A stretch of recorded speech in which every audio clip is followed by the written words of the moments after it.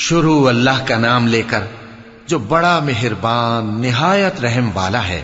اے پیغمبر صلی اللہ علیہ وآلہ وسلم، اپنے پروردگار عالی شان کے نام کی تسبیح کرو، جس نے انسان کو بنایا، پھر اس کے اعضاء کو درست کیا، اور جس نے اس کا اندازہ ٹھہرایا، پھر اس کو رستہ بتایا، اور جس نے چارہ اگایا، پھر اس کو سیاہ رنگ کا کوڑا کر دیا۔ اے نبی صلی اللہ علیہ وآلہ وسلم، ہم تمہیں پڑھا دیں گے، پھر تم فراموش نہ کرو گے، مگر جو اللہ چاہے۔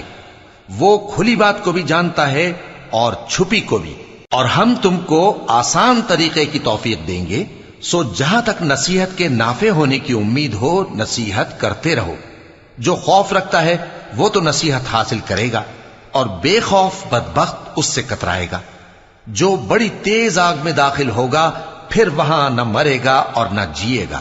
بے شک وہ مراد کو پہنچ گیا جو پاک ہوا، اور اپنے پروردگار کا نام لیتا رہا اور نماز پڑھتا رہا۔ بات یہ ہے کہ تم لوگ تو دنیا کی زندگی کو ترجیح دیتے ہو، حالانکہ آخرت بہت بہتر اور ہمیشہ باقی رہنے والی ہے۔